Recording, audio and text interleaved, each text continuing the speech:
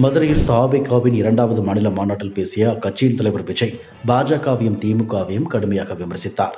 மக்கள் சக்தியே இல்லாத ஊழல் கட்சிகளை மிரட்டி அடிப்பணிய வைத்து 2029 வரைக்கும் சொகுசு பயணம் போகலாம் என திட்டம் தீட்டி வைத்துள்ளீர்களே, அத்தானி ஜி என்ன ஜி என்று பிரதமர் மோடியை குறிப்பிட்டு விஜய் பேசினார். ஒன்று மட்டும் சொல்கிறேன், என்னதான் நேரடியாகவோ மறைமுகமாகவோ கூட்டணி என குட்டி கரணம் போட்டாலும் தாமரை இலையில் தண்ணீரே ஒட்டாது. அப்படி இருக்கும்போது தமிழக மக்கள் மட்டும் எப்படி ஒட்டுவார்கள்? தமிழகத்தில் ஒரு MP சீட் கூட கிடைக்கவில்லை என்பதற்காக தமிழ்நாட்டிற்கும் தமிழக மக்களுக்காகவும் எதுவும் செய்யாமல் ஓர வஞ்சனை செய்கிறது இன்றைய ஒன்றிய பாஜக அரசு என கடுமையாக விமர்சித்தார்.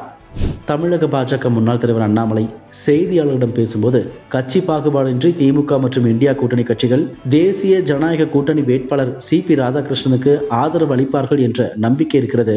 தமிழகத்தில் எல்லோரும் மாநாடு நடத்த உரிமை இருக்கிறது. மக்களின் ஆதரவு பாஜகவுக்கு தான். திமுகவுக்கு மாற்று தேசிய ஜனநாயக கூட்டணி தான். திமுக ஆட்சியில் இருந்து இறங்கிய பிறகு தேசிய ஜனநாயக கூட்டணி ஆட்சியில் அமரும் என்று மக்கள் பேச தொடங்கிவிட்டார்கள் என்று அவர் கூறினார். MGR தொடங்கிய அதிமுக இன்று எப்படி இருக்கிறது? அதிமுக கட்சியை யார் கட்டி காப்பது? பொருந்தா கூட்டணியாக அதிமுக பாஜக கூட்டணியாக உள்ளது என அதிமுக தலைமை மீது முதன்முறையாக தவேகா தலைவர் விஜய் கடுமையாக விமர்சித்துள்ளார். அதிமுக தற்போது யார் கையில் உள்ளது என விஜய் அறியாமையில் பேசுகிறார் என்று எடப்பாடி பழனிசாமி பதிலடி கொடுத்துள்ளார்.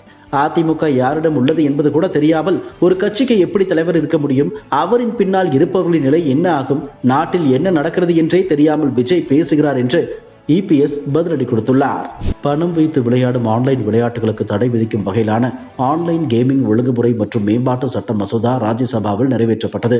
இது சட்டமானால் விதிகளை மீறுவோருக்கு 3 ஆண்டுகள் சிறை அல்லது 1 கோடி ரூபாய் அபராதம் விதிக்கப்படும். ஆன்லைன் விளையாட்டுகளுக்கு பணம் அனுப்பும் பரிவர்த்தனைகளை வங்கிகளும் நிதி நிறுவனங்களும் அனுமதிக்க கூடாது என மசோதாவில் கூறப்பட்டுள்ளது. இந்த கட்டுப்பாட்டு காரணமாக ஆன்லைன் கேம்களால் பணம் வசூலிக்க முடியாத நிலை உருவாகும். பணம் வைத்து விளையாடும் ஆன்லைன் விளையாட்டுகளுக்கு இது மறைமுகமாக தடையை ஏற்படுத்தும்.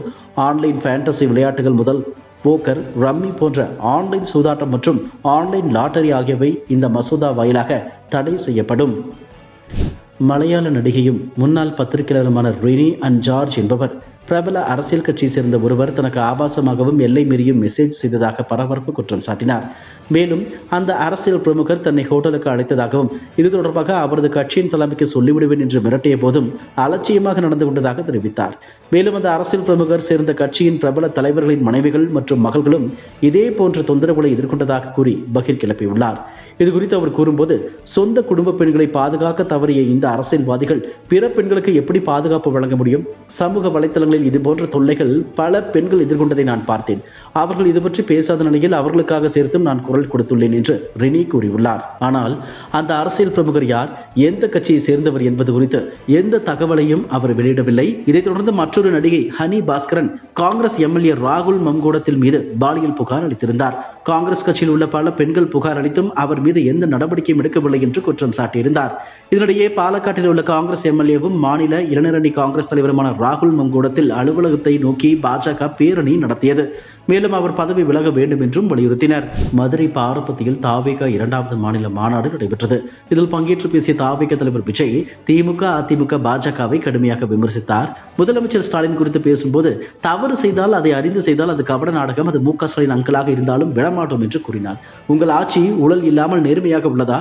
பெண்களுக்கு பாதுகாப்பு உள்ளதா? பதில் சொல்லுங்கள் அங்கிள். பெண்கள் பாதுகாப்பற்ற நிலையில் கதறும் குரல் ஸ்டாலின் அங்கிளுக்கு கேட்கவில்லையா?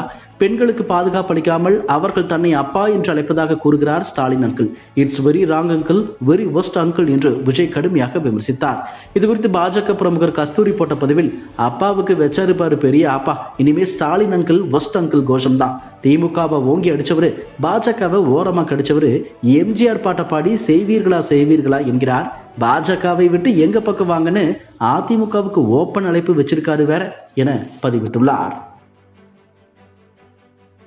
இதுபோன்ற செய்திகளை மேலும் தெரிந்து கொள்ள எங்களது YouTube, Facebook மற்றும் Twitter ஆப்களை சப்ஸ்கிரைப் செய்யவும்.